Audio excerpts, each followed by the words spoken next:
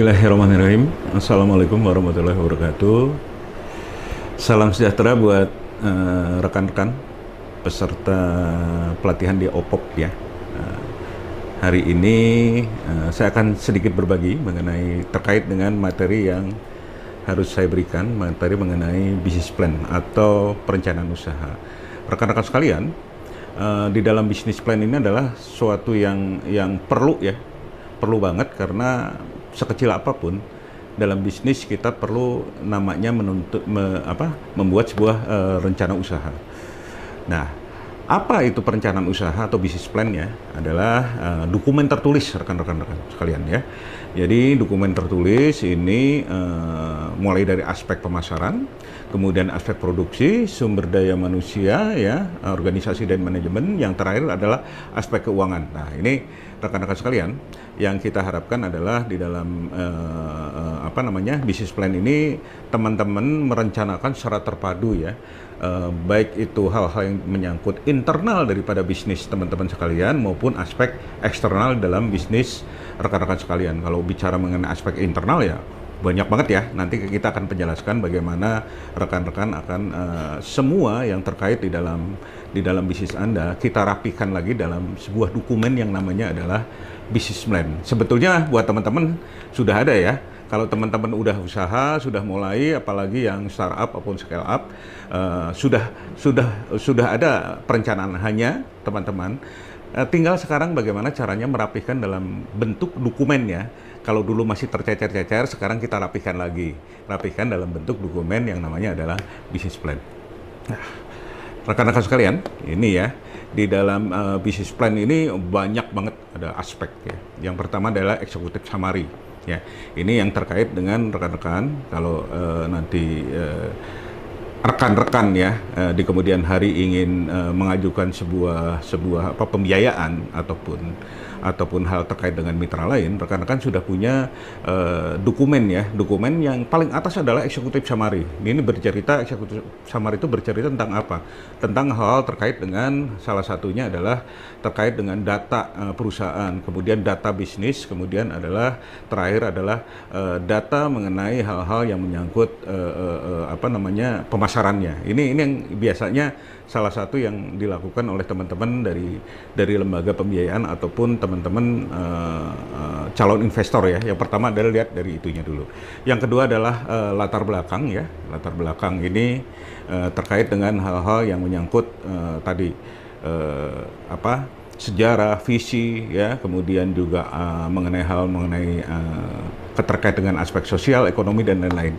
Yang pertama, yang berikutnya adalah, ini yang paling terpenting rekan-rekan sekalian dalam bisnis plan adalah aspek pemasaran. Ketika berbicara mengenai aspek pemasaran, ini ada beberapa hal yang perlu dilakukan. Yang pertama adalah Anda bisa melihat apa produk yang dihasilkan daripada teman-teman sebagai pelaku usaha yang ada di pesantren. Yang terkait dengan apa produknya, kemudian Anda juga membuat kira-kira area pemasaran saya di mana ya.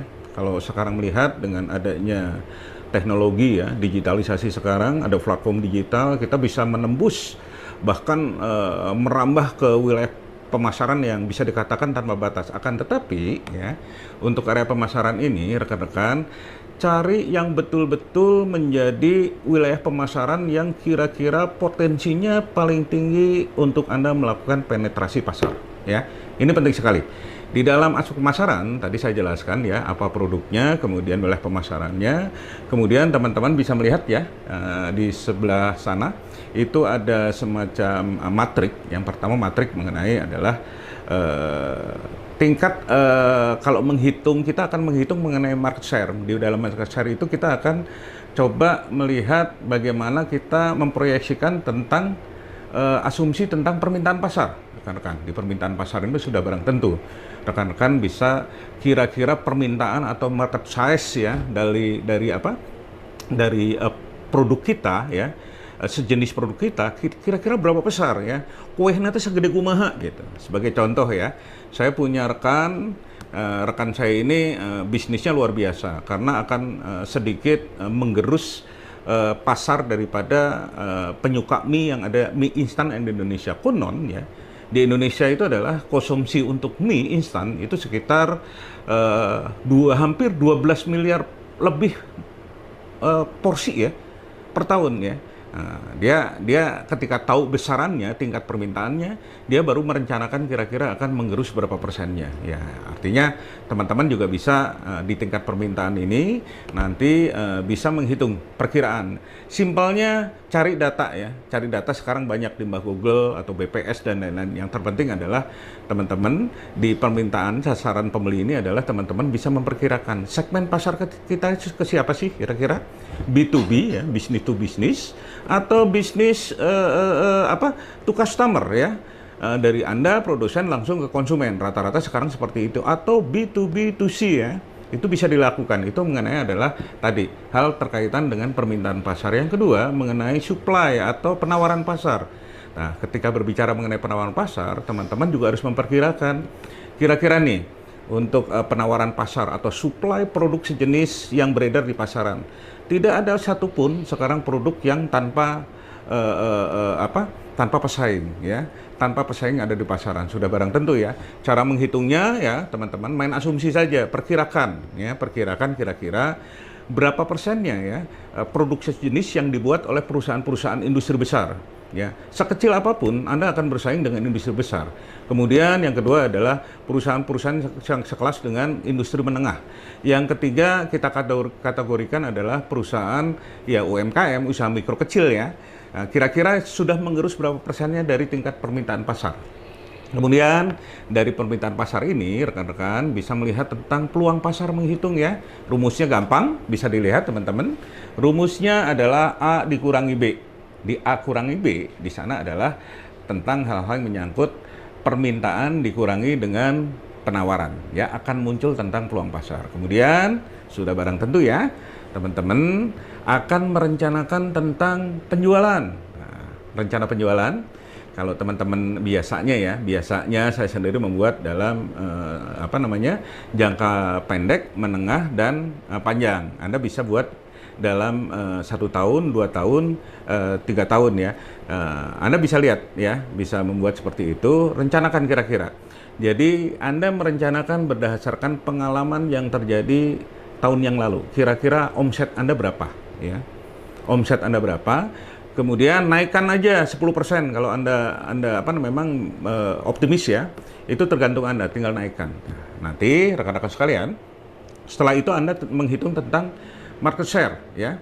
Di market share ini teman-teman sekalian, teman-teman bisa melihat ya bahwa ada rumusnya itu. Rumusnya adalah rencana penjualan ya. Itu ada C ya dikurangi dengan peluang pasar, itu yang ada di situ ya, dikali dengan 100%. Nanti akan kelihatan kira-kira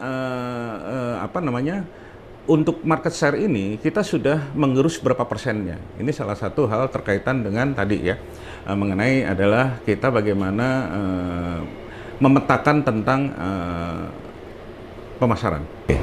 Kemudian rekan-rekan sekalian, ini satu hal yang terkait dengan rencana tadi pemasaran. Kemudian ketika ngomong rencana teman-teman tadi pemasaran sudah barang tentu ya, kita harus benchmark ke pesaing ya. Ini persaingan bisa dilihat ya di slide-nya, persaingan. Kalau ngomong persaingan ya teman-teman nanti benchmark-nya tadi yang saya katakan, ada perusahaan A, perusahaan B, perusahaan C ya. Perusahaan B katakan kita asumsikan adalah industri-industri besar ya. Kedua, perusahaan B adalah Anda bisa melihat ya, tadi perusahaan-perusahaan yang menengah. Yang C adalah perusahaan usaha mikro kecil, usaha mikro kecil ya. Kemudian di sini kita urai kira-kira di benchmark ini kualitas produknya gimana? Apakah kita lebih baik atau sama atau mungkin di bawah daripada pesaing kita? Termasuk harga ya. Harganya gimana nih ya? Harganya kira-kira kita lebih murah ya, atau perusahaan A, perusahaan besar B lebih sama dengan kita, atau mungkin lebih rendah harganya, termasuk kesan, citra ya. Dalam membangun sebuah citra perusahaan, rekan-rekan bisa melihat kan, itu bahwa teman-teman bisa mengurai kira-kira dengan pesaing-pesaing Anda itu bagaimana kesan atau performa daripada produk Anda ya. Kemudian tingkat customer ya, itu bagaimana ya tingkat customernya kira-kira. dengan segmen pasarnya, ini kira-kira dengan pesaing-pesaing Anda tadi, kira-kira lebih baik atau sama atau mungkin juga lebih rendah daripada kita ya. Kemudian pengemasannya, garansi, jalur penjualan, promosi ya, sudah barang tentu rekan-rekan sekalian ya.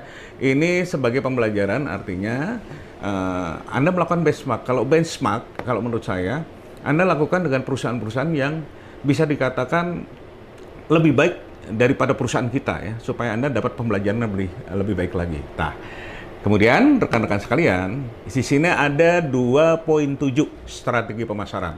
Nah, kita sudah masuk di biaya ya, rekan-rekan sekalian. Kalau sudah ngomong strategi pemasaran, kita akan merencanakan nih, namanya rencana pemasaran. Apa yang harus kita lakukan produk kita? Kira-kira apa saja ya, sebagai contoh. Anda ketika di pesantren Anda belum bisa mengkomunikasikan bahwa tempat Anda adalah produksi salah satu produk tertentu gitu. Sudah barang tentu Anda butuh ya, butuh mungkin ada baliho, bukan baliho, ada apa namanya? Ada spanduk ya. Sudah barang tentu ada biayanya ya, berapa. Kemudian perlu juga Anda bikin kartu nama nih kemana-mana. Kemudian katalognya ya, untuk strategi pemasaran ini gimana. Kemudian Anda juga merencanakan mengenai desain kemasan, bukan kemasannya ya. Kalau desain kemasan itu nyangkut di biaya pemasaran. Kemudian rekan-rekan ya, nanti juga bisa mengendorse. Endorse adalah strategi pemasaran ya, salah satu promosi. Sudah barang tentu pasti sudah ada biayanya. Syukur-syukur ada teman-teman di pesantren yang kira-kira good looking ya, yang mau juga mengendorse produk-produk Anda, atau Anda punya teman artis nih, minimal lah Anda memberikan produk ya, dan lain-lain souvenir, sudah barang tentu ada biayanya. Itu mulai A sampai Z ketika Anda merencanakan, kira-kira berapa biayanya dalam 1 tahun. Simpelnya begini, ya di strategi pemasaran. Saya merencanakan Pak, masih bingung. Saya alokasikan kira-kira biaya pemasaran adalah sekitar 10% dari total biaya usaha. Atau 20% ya, silakan ya. Yang terpenting teman-teman, di total biaya pemasaran ini harus ada tercantum ya, harus ada angka-angkanya supaya Anda nanti di aspek keuangan tidak bingung gitu, karena di sini Anda akan menghitung tentang angka-angka ya, tentang biaya-biaya yang masuk dalam business plan ya, perencanaan usaha. Yang kedua adalah aspek produksi ya. Ini 3.1, teman-teman bisa melihat di 3.1. Rekan-rekan, produknya apa dijelaskan ya, kemudian proses produksinya Anda gambarkan bagannya ya, kira-kira kalau makanan mulai dari bahan baku, kemudian diolah, kemudian digoreng ya, kemudian ditiriskan, dikemas. Intinya seperti itu. Baik pertanian juga Anda jelaskan proses daripada produk yang dihasilkan. Kemudian kapasitas produksi. Nah, ini penting ya buat teman-teman sekalian. Kira-kira kapasitas produksinya ini bisa dilihat ya, rekan-rekan, produknya apa ya, karena di sini produk ya macam-macam ya. Ada yang makanan, minuman, kemudian fashion, kemudian ada pertanian. Tinggal ganti saja ya sekalian teman-teman. Ini Anda tinggal bisa mengganti saja ya. Kira-kira kapasitas produksinya kalau hasil pertanian kira-kira dalam 1 tahun berapa kali panen ya, bisa dihitung. Di sini ada per hari, per minggu, per bulan ya. Ini untuk produk-produk yang biasanya semi manufaktur, yang produksi ya, seperti olahan makanan. Tapi kalau pertanian kan mungkin juga setahun 2 kali ya. Kira-kira per tahun itu berapa ya kapasitas produksinya. Kemudian kita lanjut di rencana produksi ya. Setelah Anda ada ya tadi teman-teman sekalian di rencana produksi, katakan kapasitas per tahun berapa, Anda merencanakan juga rekan-rekan di sini ya. Ya, tahun pertama ya, tahun ke-1 kan Anda sudah dibuat. Kemudian tahun kedua kira-kira kalau saya sebagai pebisnis ya harus ada ini ya, kenaikan mengenai kapasitas produksi ya. Minimal 10%-nya lah ya. Kalau Anda optimis 50%-nya. Berikutnya adalah tahun ketiga ya. Kemudian kita di aspek produksi ini ya, kita akan coba menghitung lagi di 3.4. Ini mengenai tanah ya dan bangunan, rekan-rekan. Kira-kira tanahnya, jadi begini. Rekan-rekan kalau punya tanah dan bangunan, ini ada 2 hal yang bisa Anda lakukan. Pertama, aset Anda berusaha tanah dan bangunan akan dimasukkan di aset perusahaan atau masih tetap di pribadi. ya. Kalau kira-kira akan Anda konversikan di aset perusahaan, silakan ya. Katakan Anda punya tanah untuk usaha seluas 200 meter persegi. Kira-kira harganya berapa sih? Ya, harga ayeuna nya kira-kira berapa? Kemudian bangunannya berapa harganya? Totalkan. Kemudian kita ke 3.6, ini sarana atau utilitas. Ini terkait ketika teman-teman membuat sebuah tempat usaha yang baru ya. Katakan Anda mau buat usaha untuk pabrik untuk kecil-kecilan ya, home industry untuk olahan makanan. Anda buat, sudah barang tentu ketika buat harus Anda pasang listrik ya. Kemudian instalasi listrik tadi, kemudian untuk air ya, kemudian untuk pemasangan untuk wifi dan lain-lain ya. Ini utilitas ya, sarana dan utilitas. Ini adalah biasanya teman-teman nggak, karena terkait biasanya kalau usaha ya sudah dalam lingkup pesantren. Kemudian, nah ini mesin dan peralatan apa yang dimiliki ya. Ini nama mesinnya apa, Anda jelaskan semua ya. Kemudian kira-kira peralatannya apa saja, kemudian nilainya berapa ya, total investasi mesin dan peralatan harus ada jumlahnya. Kemudian kita ke 3.8. 3.8 ya. Ini terkait dengan kendaraan, rekan-rekan sekalian. Ini kendaraan. Rata-rata kalau kendaraan rekan-rekan di dalam usaha ya pakai pribadi, ya dipakai untuk perusahaan. Tinggal Anda memilih Anda masukkan ke aset perusahaan atau ke pribadi ya. Kalau masih ke pribadi, ketika dipakai untuk usaha, bebankan aja biaya sewa ya. Di sini sewa, katakan saya kadarnya nggak terlalu banyak nih dipakai oleh perusahaan. Katakan dalam 1 tahun ya. 1 tahun ya nilai sewanya jangan disamakan ketika sewa-sewa yang ada di luaran sana ya. Kebijakan Anda ya untuk biaya sewa untuk kendaraan. Kemudian bahan baku, Anda urai ya 3.9 ini. Bahan aku dan bahan pembantu apa saja yang kira-kira diperlukan ya di dalam rencana Anda selama 1 tahun ya, kira-kira berapa dihitung ya, kebutuhannya berapa kilo, berapa kintal ya, atau berapa unit ya, silahkan ya. Kemudian di sini total biaya bahan baku dan bahan pembantu harus sudah ada ya. Artinya dari poin-poin tadi harus ada total biaya semua supaya Anda nanti gampang masuk di perencanaan keuangannya. Kemudian 3.10 ini mengenai tenaga kerja. Ini dibagi menjadi 2 ya. Tenaga kerja langsung, rekan-rekan sekalian, dan tenaga borongan. Ini yang sifatnya harian ya, kalau tenaga kerja langsung. Katakan Anda punya pekerja untuk khusus di usaha ini karena Anda produksi, katakan bikin gorengan, kira-kira tenaga kerja yang hariannya itu dalam 1 bulan ya, atau dalam 1 tahun berapa kali kerja.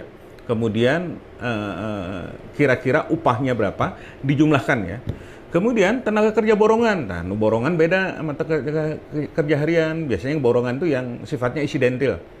Ketika Anda akan mendistribusikan produk yang sudah jadi, Anda butuh angkut-angkut, Anda ambil teman-teman untuk borongan, atau katakan untuk kemasan produk. Biasanya seperti itu ya. Borongan kira-kira berapa orang ya, kira-kira biayanya dalam 1 tahun berapa. Kemudian ini ada biaya umum pabrik ya, rekan-rekan, 3.11 ya. Ini kira-kira nyangkut apa saja biaya umum pabrik. Ini overhead ya. Ini menyangkut biaya transportasi ya, biaya mengenai terkait dengan listrik ya, listrik. Katakan bulanannya berapa, dihitung dalam 1 tahun ya. Kalau Anda masih menyatu dengan pesantren ya, listriknya ini kira-kira dibebankan kepada bisnis Anda berapa ya. Kemudian menyangkut ini pulsa ya, pulsa HP ya. Pulsa HP kan perlu ya kesana kemari ya. Ya itu juga sama rekan-rekan sekalian, ada peruntukan yang pribadi, juga ada yang peruntukannya untuk usaha. Jadi kita bagi, katakan Anda habis 50.000 nih per bulannya, dipakai pribadi juga banyak. Ya kita coba ya, katakan bagi 2 lah, 25 dibebankan kepada perusahaan. Jadi masuk pulsa. Kemudian konsumsi ya. Konsumsi juga masuk ya rekan-rekan sekalian. Konsumsi ini menyangkut apa, rekan-rekan? Ketika rapat-rapat ya dalam 1 tahun, Anda pasti ya, kemudian jamu tamu kan, untuk kepentingan usaha ya. Ini Anda hitung kira-kira dalam 1 tahun berapaan ya untuk konsumsi ya. Kemudian apalagi terkait dengan hal pemeliharaan, nah, pemeliharaan mesin, peralatan, ya sudah barang tentu ada ya. Paling dalam 1 tahun pasti ada hal-hal yang perlu diservis. Kira-kira berapa biayanya ya? Ini Anda total biaya umum pabrik ya, semuanya sampai nanti nilai totalnya ada. Kemudian 312 ini tata letak perusahaan. Teman-teman sekalian, ini tata letak perusahaan. Anda coba dibuat layoutnya tentang perusahaan yang ada di dalam pesantren ya, artinya bisnis Anda ya. Ya, saya percepat nih. Yang keempat adalah aspek organisasi dan manajemen. Ini ada data umum perusahaan. Anda bisa menjelaskan di situ, rekan-rekan sekalian. Data umum perusahaan, saya rasa nggak kesulitan ya. Kemudian, nah ini mengenai jabatan diuraikan ya, jabatan katakan biasanya teman-teman ya sebagai manajer ya di dalam usaha ini karena pesantren, kira-kira berapa gitu dibebankannya ya, tiap bulannya, kemudian tiap tahun berapa. Atau ketika masih bingung, Pak, saya kan startup, omset saya juga masih kecil Pak, masih sekitar katakan 5 juta per bulan gitu, per bulan. Sisi lain dapat keuntungan hanya sekitar 30%-nya. Kira-kira gaji saya berapa nih? Anda bisa diskusikan dengan pihak pesantren ya. Kira-kira Anda dapat upah atau gaji berapa sebagai manajer ya. Oke. Anda bisa urai. Di sini ada manajer, ada bagian produksi, kemudian ada bagian pemasaran. Jika ada, silahkan dibuat setiap bulannya berapa, kemudian total dalam 1 tahun Anda harus hitung. Kemudian perizinan, nah ini juga namanya perencanaan ya. Kalau makanan sudah barang tentu ya, nanti bagaimana mengenai izin edar. Kalau INIB sudah otomatis Anda sudah buat ya, atau Anda mengenai halalnya, atau mau ngurus haki nih dalam tahun sekarang ya, kira-kira biaya untuk hakinya berapa ya. Ini perizinan. Kemudian Anda juga merencanakan nih ke depannya dalam 2 tahun kemudian, saya akan merencanakan juga kira-kira mau berbadan hukum usaha. Ya, Anda buat PT atau badan usaha ya, Anda buat CV ya, dan lain-lain. Itu bisa saja ya. Ini hanya merencanakan. Totalnya perencanaan Anda untuk mengurus perizinan biayanya berapa ya. Kemudian di sini 4.3 kita beranjak, rekan-rekan sekalian. Ini terkait dengan jadwal pelaksanaan ya. Ini jenis kegiatannya Anda buat dalam 1 tahun kira-kira.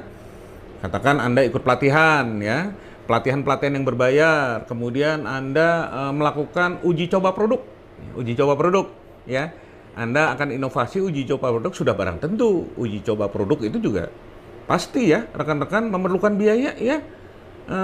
Anda buat di sini, masukkan biayanya ya, kira-kira uji coba produk itu kira-kira Anda mengalokasikan biaya berapa. Kemudian apalagi riset ya, pengembangan pasar, Anda ke sana kemari ya, mencari jejaring, sudah barang tentu Anda butuh mengenai biaya ya. Anda masukkan kira-kira dalam 1 tahun biayanya berapa. Nah, yang berikutnya adalah 4.4, ini mengenai inventaris kantor. Nah, rekan-rekan sekalian, di inventaris kantor ini terkait dengan tadi ya, kira-kira peralatan dan sarana yang ada di bisnis Anda. Katakan Anda punya komputer, punya laptop, itu nilainya berapa. Kalau nggak ada, dikosongkan saja. Kemudian 4.5, suplai kantor. Ya, sudah barang tentu ya, adik-adik sekalian, butuh cap kan ya, cap perusahaan, butuh kwitansi, butuh terkait kop surat ya, terkait dengan apa-apa untuk administrasi perkantoran ya, buku-buku ya. Ini biayanya berapa dalam 1 tahun, Anda alokasikan. Kemudian yang terakhir adalah 4.6, ini mengenai biaya lain-lain. Nah, di biaya lain-lain, adik-adik sekalian, ini banyak, ada beberapa ya. Katakan Anda untuk biaya-biaya menyumbang di hari-hari besar. Hari-hari besar seperti apa? Seperti hari-hari kemerdekaan RI ya. Biasanya kalau punya usaha ada yang datang bawa proposal ya. Kemudian iuran RW ya. Iuran sampah ya. Iuran sampah biasanya nyatu dengan rumah ya. Anda bagi 2 saja, untuk beban usaha berapa, untuk yang pribadi berapa ya. Kira-kira seperti itu. Anda hitung semua dalam 1 tahun. Nah, Anda ini 4.6 ini yang terakhir. Artinya sekali lagi rekan-rekan sekalian, mulai dari yang pertama ya, saya harapkan ada total biaya dari tiap komponen dari perencanaan bisnis Anda, ya. Sehingga Anda akan nanti masuk ke aspek keuangan itu tidak kesulitan. Oke, saya lanjut ke aspek keuangan ya, adik-adik sekalian.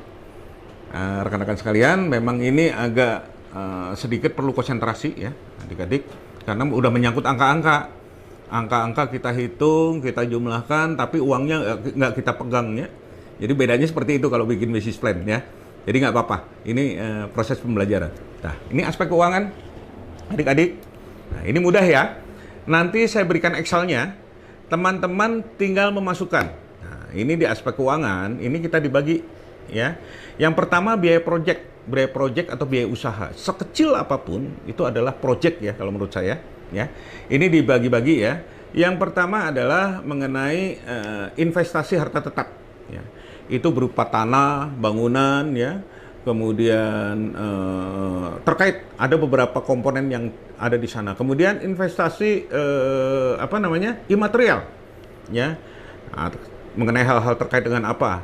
Dengan perizinan ya, dengan pembuatan proposal dan lain-lain ya. Kemudian Anda akan menghitung untuk biaya investasi, kira-kira keperluannya berapa? Tinggal dijumlahkan ya di situ ya, sudah ada rumus-rumusnya.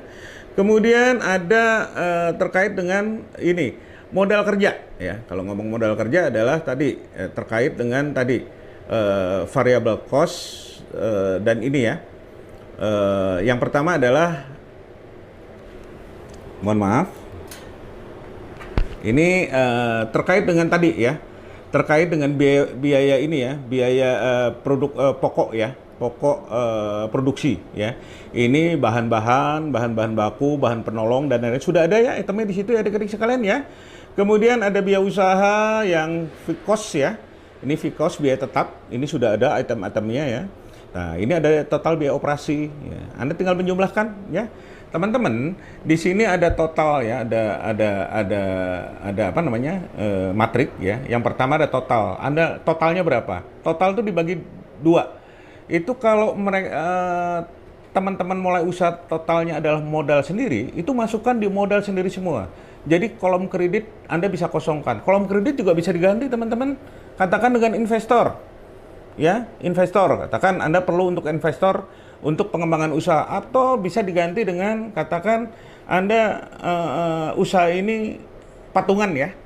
Patungan, kira-kira biasanya berapa? Anda bisa masukkan katakan modal sendiri berapa, modal Dodi berapa, kata teman Anda dengan teman Dodi ya. Ini sudah ada teman-teman sekalian ya. Rumus-rumusnya juga sudah ada. Nanti terkait dengan biaya project ini Anda tinggal menjumlahkan saja. Berikutnya, Anda membuat proyeksi rugi laba ya. Ketika memang nanti Anda sudah masuk di biaya usaha, karena Excel ini teman-teman nanti di proyeksi rugi laba sudah jadi semua ya. Ya, di sini ada penjualan, ada biaya pokok produksi Anda buat di tahun pertama pada saat ini Anda mulai ya. Kemudian tahun kedua, tahun ketiga. Ini ada biaya produksi ya, biaya bahan baku, upah produksi, kemudian laba kotor sudah ada, biaya usaha ya. Sebetulnya harus dengan angka-angka ya supaya jelas menjelaskannya, tapi nggak apa-apa. Nanti kita kasih contoh ya sampai Anda menghitung tentang ketika Anda berkaitan dengan tadi bunga ya. Kalau Anda pinjam ya, laba sebelum pajak sampai dengan Anda menghitung break even point ya. Untuk HPP itu mudah adik-adik sekalian tadi ya di biaya proyek ya. HPP Anda menghitung HPP. Jadi kira-kira biaya usaha kotor berapa dibagi dengan jumlah unit produk yang jadi ya. Itu akan muncul HPP. Tinggal Anda menentukan kira-kira marginnya berapa. Ingin di biaya usaha Anda ya. Ini teman-teman untuk yang startup ya. Startup cukup sampai rugi laba ya. Tapi ya adik-adik sekalian, nanti buat teman-teman scale up ini nggak jauh sama saja. Anda tinggal tambahin lagi, namanya juga scale up, nggak mungkin sampai rugi laba. Jadi aspek keuangan, saya ulangi ya, kalau startup itu biaya project atau biaya usaha, kemudian rugi laba, cukup sampai segitu. Tapi kalau scale up ada penambahan ya. Penambahannya adalah di arus kas atau cash flow, yang berikutnya adalah di neraca. Nanti rekan-rekan saya bagikan Excel-nya. Yang terpenting adalah satu, di setiap komponen-komponen ya, mulai dari pemasaran, kemudian produksi, itu harus sudah ada total biayanya masing-masing di tiap unit. Sehingga Anda nanti ya masuk di Excel-nya menghitung biaya proyek sampai rugi laba, kemudian arus kas, itu semua sudah jadi semua ya. Jadi sangat mudah rekan-rekan sekalian. Seperti itu rekan-rekan sekalian. Karena waktu juga terbatas, rekan-rekan sekalian ya. Terima kasih. Mudah-mudahan ya dengan waktu yang singkat ini teman-teman bisa membuat perencanaan bisnis atau bisnis plan dengan baik ya. Sekali lagi terima kasih. Assalamualaikum warahmatullahi wabarakatuh.